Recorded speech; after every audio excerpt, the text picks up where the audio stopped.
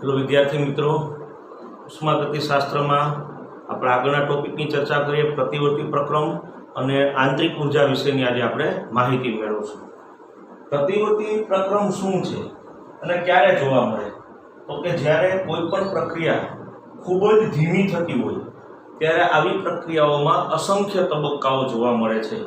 આ પ્રકારના પ્રક્રમને પ્રતિવર્તી પ્રક્રમ તરીકે ઓળખવામાં આવે છે। એટલે કે ખૂબ જ ધીમી પ્રક્રિયાઓ असंख्य तबक्काओं थाय छे तो तेने प्रतिवर्ती प्रक्रम तरीके ओळखीए छीए। वास्तविक रीते प्रतिवर्ती प्रक्रमनो अभ्यास करवो खूब मुश्केल छे, कारण के अनंत तबक्काओमां आ प्रक्रिया थती होय छे। आपणे एक उदाहरण द्वारा प्रतिवर्ती प्रक्रमने समजवा प्रयत्न करीए। आम तो प्रेक्टिकली આપણે આજે ઉદાહરણ લઈએ છીએ, પ્રેક્ટિકલી વસ્તુ શક્ય નથી, પણ આપણે કલ્પના કરીએ, એવું ધારી લઈએ કે ધારો કે કોઈ એક પાત્રની અંદર આપણે વાયુ ભરેલો છે અને આ પાત્રમાં આપણા ઘર્ષણ રહિત પિસ્ટન ગોઠવેલો છે। આપણે એવું સ્વીકારી લઈએ કે આ પિસ્ટન છે એ સંપૂર્ણપણે 100% ઘર્ષણ રહિત છે, એવું સ્વીકારીને આપણે ચાલીએ। આ પિસ્ટન ઉપર આપણે અહીંયા આગળ રેતીના કણો રાખેલા છે અને એવું માની લઈએ કે અત્યારે આ પ્રક્રિયા છે એ સંતુલનમાં છે। એટલે કે આ વાયુઓ દ્વારા पिस्टन पर थतुं कार्य अथवा तो आ पिस्टन द्वारा आ प्रणाली पर थतुं कार्य बंने समान छे एवुं आपणे स्वीकारी लईए। हवे धारो के हूँ अहींया आगळथी एक रेतीनो कण दूर करूं छुं। जो आ प्रतिवर्ती प्रक्रम छे ए खूब ज असंख्य अनंत तबक्काओमां थाय छे, खूब ज धीमी प्रक्रिया छे। एटला माटे आपणे એવું એક ઉદાહરણ લઈએ કે જેના દ્વારા આપણે સરળતાથી સમજી શકીએ કે પ્રતિવર્તી પ્રક્રમ શું છે। તો અહીંથી આપણે એક રેતીનો કણ દૂર કરશું, તો રેતીનો કણ જેવો દૂર કરશું તો સ્વાભાવિક છે કે આ વાયુઓ દ્વારા પિસ્ટન પર થતું કાર્ય છે એનું પ્રમાણ વધી જશે, કારણ કે આપણે પિસ્ટન ઉપરથી રેતીનો કણ દૂર કર્યો। એટલા માટે आ वायुओ द्वारा अथवा तो प्रणाली द्वारा आ पिस्टन पर कार्य थशे ने परिणामे आ पिस्टन छे उपरनी बाजू खसे छे। पण आपणे जे फेरफार करेलो छे ए खूब ज सूक्ष्म छे, એટલા માટે આ પિસ્ટન છે થોડો ઉપરની બાજુ ખસીને પાછો સ્થિર થઈ જશે, એટલે કે ફરી પાછું એમાં સંતુલન સ્થપાઈ જશે। હવે જો આ રીતે હું બીજો કોઈ રેતીનો કણ અહીંથી દૂર કરું અથવા તો રીતે રેતીના કણ આપણે દૂર કરતા જશું तो पिस्टन छे दरेक तबक्काए उपरनी तरफ खसे अने पछी अंते संतुलन स्थापाई जशे। तो आ प्रकारनो जे प्रक्रम छे एने प्रतिवर्ती प्रक्रम तरीके ओळखवामां आवे छे। अथवा तो तमे एवुं पण करी शको के आमां आपणे एक रेतीनो कण उमेरशुं तो स्वाभाविक छे के आ पिस्टन द्वारा प्रणाली पर कार्य थाय એટલે આ પિસ્ટન નીચેની બાજુ ખસી અને ફરી પાછો સ્થિર થઈ જશે। આવી રીતે આપણે રેતીના કણો ઉમેરતા જઈએ तो असंख्य तबक्काओमां आपणे आ प्रक्रियाने वर्णवी शकीए। तो आ प्रकारना प्रक्रमने प्रतिवर्ती प्रक्रम तरीके ओळखवामां आवे छे। अने आ प्रतिवर्ती प्रक्रम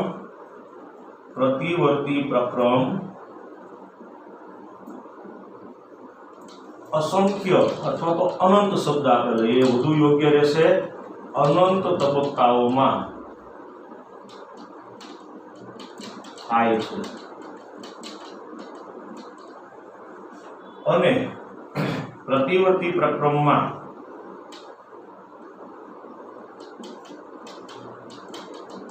થતું કુલ કાર્ય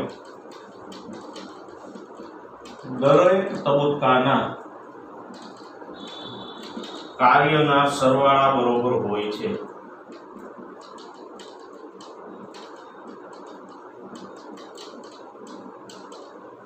એટલા માટે प्रतिवर्ती प्रक्रमમાં થતું કાર્ય હંમેશા મહત્તમ હોય છે। બહુ નાનો એવો પોઈન્ટ છે છતાં પણ અગત્યનો છે, તમારા મુદ્દાઓ ખાસ યાદ રાખવાના છે। હવે આપણે જોશું આંતરિક ઉર્જા શું છે, ઇન્ટરનલ એનર્જી શું છે। ખરેખર થર્મોડાયનેમિક્સની હવે શરૂઆત થશે એવું કહી શકાય। આંતરિક ઉર્જા, કાર્ય અને ત્યારબાદ આપણે થર્મોડાયનેમિક્સના નિયમોનો અભ્યાસ કરશું। શૂન્યનો નિયમ, પ્રથમ નિયમ, बीजो नियम और त्रीजो नियम। तो आ रीते आंतरिक ऊर्जा थी शुरुआत करिए। आंतरिक ऊर्जा शुं छे पहला समझी लीए। दरेक पदार्थ ने तेना द्रव्यना आधारे अथवा तेनी लाक्षणिकताना आधारे दरेक पदार्थ में कई ऊर्जा समायेली होय छे, तेने आंतरिक ऊर्जा तरीके ओळखवामां आवे छे। कोईपण ऊर्जा, कोईपण पदार्थ होय, દાખલા તરીકે મારી પાસે આ માર્કર પેન છે, તો આ એક પણ પદાર્થ જ છે, તો આ પણ કંઈક આંતરિક ઉર્જા ધરાવતો હશે. કોઈ પણ પદાર્થો, વિશ્વના કોઈ પણ પદાર્થ છે તે આંતરિક ઉર્જા ધરાવતા હોય છે. આપણે કેમિસ્ટ્રીની દ્રષ્ટિએ વાત કરીએ તો કોઈ પણ રસાયણ, કોઈ પણ કેમિકલ, કોઈ પણ પદાર્થ તે તેના દ્રવ્ય અને લાક્ષણિકતાને આધારે ઉર્જા ધરાવે છે, જેને આંતરિક ઉર્જા તરીકે ઓળખવામાં આવે છે. આંતરિક ઉર્જાને સંજ્ઞામાં U વડે દર્શાવાય છે. આંતરિક ઉર્જા છે એને સંજ્ઞામાં આપણે U વડે દર્શાવશું. કેપિટલ U વડે દર્શાવવામાં આવે છે. વ્યાખ્યા આપણે આ રીતે આપી શકીએ: દરેક પદાર્થમાં તેના દ્રવ્ય અને લાક્ષણિકતાને આધારે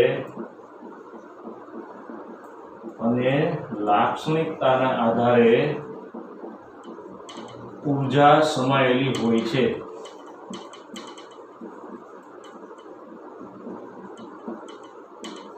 જેને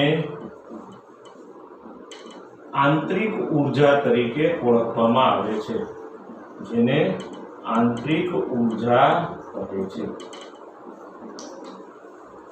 દરેક પદાર્થમાં તેના દ્રવ્ય અને લાક્ષણિકતા, એનું જે બંધારણ છે તેને આધારે ચોક્કસ પ્રકારની ઉર્જા સમાયેલી હોય છે, જેને આંતરિક ઉર્જા તરીકે ઓળખવામાં આવે છે. આપણને એમ થાય કે આ આંતરિક ઉર્જા માટે કોણ જવાબદાર છે? કઈ રીતે આંતરિક ઉર્જા પદાર્થની અંદર સમાયેલી હોય, અથવા તો કઈ રીતે આંતરિક ઉર્જા છે એ દરેક પદાર્થને પ્રાપ્ત થયેલી હોય છે? તો એના માટે જવાબદાર છે પદાર્થમાં થતી વિવિધ પ્રકારની ગતિ ઉર્જા અને આકર્ષણ અને અપાકર્ષણ બળ જવાબદાર છે. આ આંતરિક ઉર્જા માટે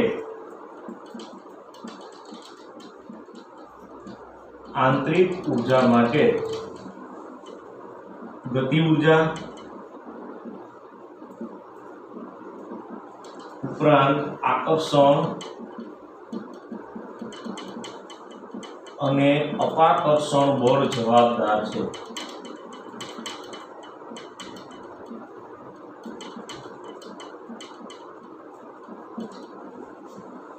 આંતરિક ઉર્જા માટે ગતિ ઉર્જા ઉપરાંત આકર્ષણ અને અપાકર્ષણ બળ જવાબદાર છે. કઈ રીતે? તો કે કોઈ પણ પદાર્થ હોય તો તેની અંદર રહેલા જે ઘટક કણો છે એ વિવિધ પ્રકારની ગતિ ધરાવતા હોય. કોઈ ઘટક કણો છે રેખીય ગતિ અનુભવતા હોય, કોઈ જુદી જુદી દિશામાં ભ્રમણ કરતા હોય, અમુક ઘટક કણો છે આંદોલિત ગતિ ધરાવતા હોય. એટલે સ્વાભાવિક છે, અને આપણે જાણીએ પણ છે કે દરેક પદાર્થ છે એની અંદર આવા ઘટક કણો છે એ વિવિધ પ્રકારની ગતિ ઉર્જા ધરાવે છે. આ ઉપરાંત ઘટક કણોમાં આકર્ષણ અને અપાકર્ષણ બળ પણ હોય. દાખલા તરીકે પ્રોટોન અને ઇલેક્ટ્રોન વચ્ચે આકર્ષણ હોય છે, અથવા તો પરમાણુ કેન્દ્ર અને ઇલેક્ટ્રોન વચ્ચે આકર્ષણ હોય. ઇલેક્ટ્રોન વચ્ચે અપાકર્ષણ હોય. પ્રોટોન વચ્ચે અપાકર્ષણ હોય. પરમાણુ કેન્દ્ર વચ્ચે અપાકર્ષણ હોય. તો આ અપાકર્ષણ કે આકર્ષણ બળને કારણે સ્થિતિ ઉર્જા ધરાવે છે. ઘટક કણોની ગતિ ઉર્જાને કારણે પદાર્થ છે એવી ગતિ ઉર્જા ધરાવતો હોય. એનો મતલબ એવો થયો કે આંતરિક ઉર્જા એ સ્થિતિ ઉર્જા અને ગતિ ઉર્જાનો સરવાળો છે. તો આંતરિક ઉર્જા માટે જવાબદાર છે સ્થિતિ ઉર્જા અને ગતિ ઉર્જા. પદાર્થમાં રહેલી સ્થિતિ ઉર્જા, આ સ્થિતિ ઉર્જા માટે આકર્ષણ અને અપાકર્ષણ બળ જવાબદાર છે. ઉપરાંત ગતિ ઉર્જા, જેના માટે ઘટક કણોની ગતિ ઉર્જા જવાબદાર છે. આમ આંતરિક ઉર્જા એટલે સ્થિતિ ઉર્જા અને ગતિ ઉર્જાનો સરવાળો. આ ઉપરાંત પદાર્થમાં જેટલી પ્રકારની ઉર્જા સમાયેલી હોય એ બધી જ ઉર્જાઓનો સરવાળો એટલે આંતરિક ઉર્જા. પરંતુ મુખ્ય બે પ્રકારની ઉર્જા છે, સ્થિતિ ઉર્જા અને ગતિ ઉર્જા. એટલે આપણે બીજી ઉર્જાઓનો ઉલ્લેખ નથી કરતા. આંતરિક ઉર્જા એટલે સ્થિતિ ઉર્જા અને ગતિ ઉર્જાનો સરવાળો થશે. કોઈ પણ એક મોલ વાયુ પરમાણુ માટે આંતરિક ઉર્જા 3/2 RT હોય છે. એમસીક્યુ માટે આ યાદ રાખજો. એક મોલ વાયુ પરમાણુ માટે આંતરિક ઉર્જાનું મૂલ્ય 3/2 RT જેટલું મૂલ્ય હોય છે. હવે આપણે આંતરિક ઉર્જાની લાક્ષણિકતાઓ વિશે ચર્ચા કરીએ તો આંતરિક ઊર્જા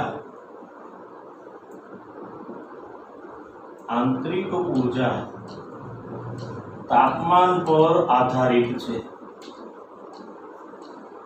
તાપમાન પર આધારિત છે। એટલે કે જો તાપમાન બદલાય તો આંતરિક ઊર્જાનું મૂલ્ય બદલાઈ જાય છે, કારણ કે તાપમાન બદલાય તો પદાર્થની ભૌતિક અવસ્થા પણ બદલાઈ જાય। જેમ કે બરફમાંથી પાણી બને તો ભૌતિક અવસ્થા બદલાય છે, તો સ્વાભાવિક છે કે બરફની આંતરિક ઊર્જા અને પાણીની આંતરિક ઊર્જા ક્યારેય સમાન હોઈ શકે નહીં। આમ આંતરિક ઊર્જા છે તાપમાન ઉપર આધારિત છે। એટલે કે આપણે આગળ કહી શકીએ કે તાપમાન ને લીધે ભૌતિક અવસ્થા બદલાતી હોવાથી આંતરિક ઊર્જાનું મૂલ્ય બદલાય છે।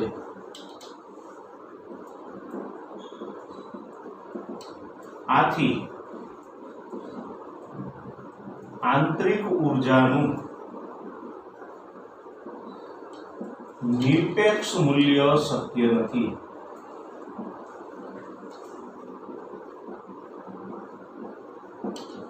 આથી આંતરિક ઊર્જાનું નિરપેક્ષ મૂલ્ય ક્યારેય માપી શકાય નહીં। ઉપરાંત આંતરિક ઊર્જા અવસ્થા વિધેય છે,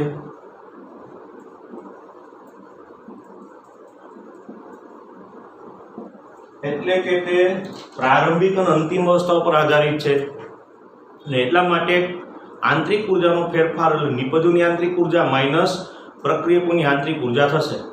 કારણ કે પ્રારંભિક અવસ્થા એટલે આ પ્રક્રિયકો અને અંતિમ અવસ્થા એટલે નિપજો થશે। આંતરિક ઊર્જા અવસ્થા વિધેય છે, એટલે જો આપણે આંતરિક ઊર્જાનો ફેરફાર માપવો હોય તો નિપજો જેટલી નિપજો છે એ નિપજોની આંતરિક ઊર્જા માઇનસ પ્રક્રિયકોની આંતરિક ઊર્જા કરીએ એટલે આપણને આંતરિક ઊર્જાનો ફેરફાર મળશે। આથી આંતરિક ઊર્જા ફેરફાર જેને આપણે ડેલ્ટા યુ વડે દર્શાવશું, તો ડેલ્ટા યુ બરાબર યુપી માઇનસ યુઆર, નિપજોની આંતરિક ઊર્જા માઇનસ પ્રક્રિયકોની આંતરિક ઊર્જા। વિદ્યાર્થી મિત્રો, જેટલા અવસ્થા વિધેય આવશે એ બધા જ અવસ્થા વિધેયમાં આપણે નિપજોની જે કાંઈ ઊર્જા હશે એમાંથી પ્રક્રિયકોની ઊર્જા બાદ કરશું। એટલે હંમેશા યાદ રાખવાનું કે અવસ્થા વિધેય માટે હંમેશા નિપજોમાંથી પ્રક્રિયકોની ઊર્જા આપણે બાદ કરવાની થશે, એટલે આપણને જે તે ઊર્જાનો ફેરફાર પ્રાપ્ત થશે। આમ આંતરિક ઊર્જા અવસ્થા વિધેય હોવાથી આપણે ડેલ્ટા યુ બરાબર યુપી માઇનસ યુઆર કહી શકીએ। ઉપરાંત આપણે આગળ જતા સાબિત કરશું। ઉપરાંત અચળ કદે ઉષ્માનો ફેરફાર એટલે આંતરિક ઊર્જા ફેરફાર।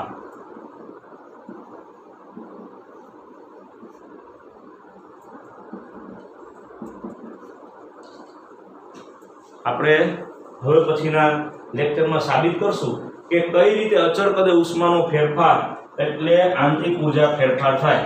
ટૂંકમાં કહીએ તો delta you is equal to QV,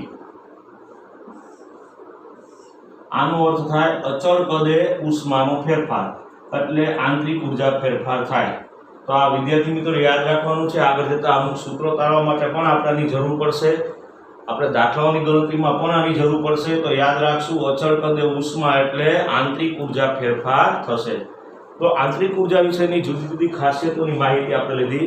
text બુકની અંદર આપણને આંતરિક ઊર્જા વિશેની પૂરતી માહિતી આપેલી નથી, એટલે હું જે નોટ તમને સેન્ડ કરું એ બધું તમે ટેક્સ્ટ બુકમાં ખાસ એ બધી બાબતો જે કાંઈ પોઈન્ટ્સ છે એ ટેક્સ્ટ બુકમાં તમે એની નોંધ કરી લેજો। આ ઉપરાંત હવે જોઈએ ઉષ્માગતિશાસ્ત્રનો શૂન્યનો નિયમ। આપણે 4 નિયમોનો અભ્યાસ કરવાનો છે, શૂન્ય, પ્રથમ, દ્વિતીય અને તૃતીય। જો કે આનો પણ ટેક્સ્ટ બુકમાં ઉલ્લેખ કરેલો નથી, પણ આપણે JEE નીટની દ્રષ્ટિએ થોડીક વધારાની માહિતી આજે આપણે લીધી। ઉષ્માગતિશાસ્ત્રનો શૂન્યનો નિયમ શું કહે છે? તો કે જુદા જુદા તાપમાન ધરાવતા બે પદાર્થો જો એકબીજાના સંપર્કમાં લાવવામાં આવે તો ઊંચા તાપમાનથી નીચા તાપમાન તરફ ઉષ્માનો પ્રવાહ વહન પામે છે અને અંતે ઉષ્મીય સંતુલન સ્થપાય છે. ઉષ્મીય સંતુલન સ્થપાય એટલે કે બંને પદાર્થના તાપમાન એકસરખા થઈ જાય. દાખલા તરીકે આ કોઈ એક પદાર્થ છે, આ કોઈ બીજો પદાર્થ છે. આપણે માની લઈએ કે આ પદાર્થનું તાપમાન ઊંચું છે, આ પદાર્થનું તાપમાન નીચું છે. હવે આ બંને પદાર્થો આપણે એકબીજાના સંપર્કમાં લાવશું તો આ પદાર્થનું તાપમાન ઊંચું હોવાથી ઉષ્મા છે એ આ પદાર્થમાંથી આ બીજા પદાર્થમાં જશે. ક્યાં સુધી આ ઉષ્માનું વહન થશે? તો કે જ્યાં સુધી બંનેના તાપમાન સરખા થઈ જાય નહીં ત્યાં સુધી. બંનેના તાપમાન સરખા થઈ જાય એનો અર્થ શું થાય કે આ પદાર્થો છે ઉષ્મીય સંતુલન સ્થપાણું છે. આ પદાર્થ જે છે, આ બંને પદાર્થ તેની વચ્ચે ઉષ્મીય સંતુલન સ્થપાયેલું છે એવું આપણે અહીં આગળ કહી શકીએ. તો શૂન્યનો નિયમ આ રીતે દર્શાવી શકાય કે જુદા જુદા તાપમાન ધરાવતા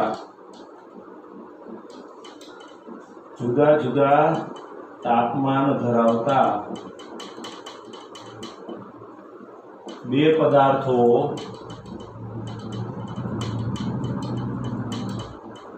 એકબીજાના સંપર્કમાં આવે તો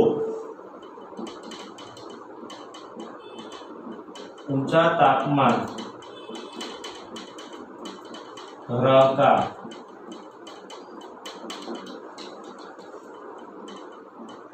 પદાર્થમાંથી નીચા તાપમાન ધરાવતા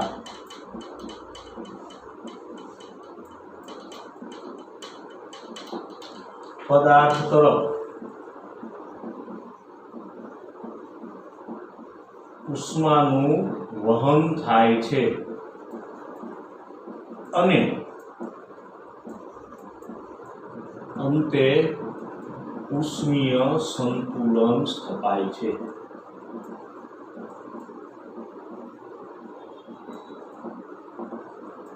અને ઉષ્માગતિશાસ્ત્રના શૂન્યના નિયમ તરીકે ઓળખવામાં આવે છે.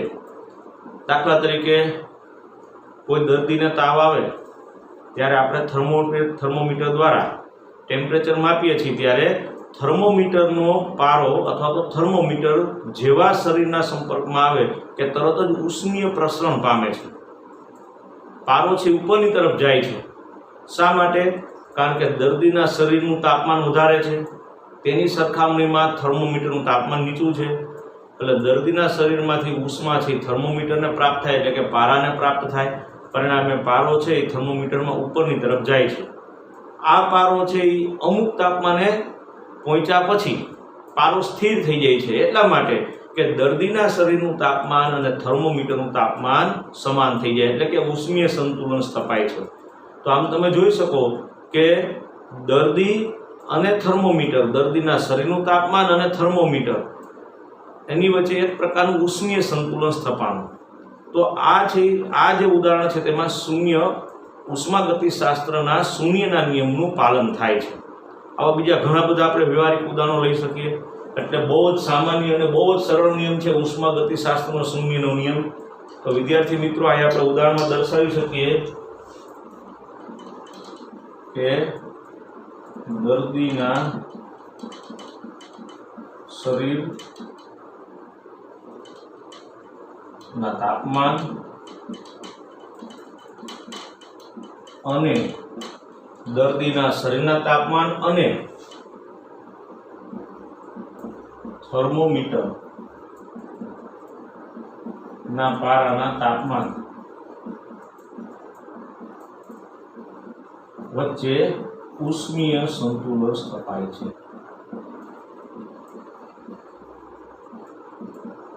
ઉષ્મીય સંતુલન સ્થપાય છે.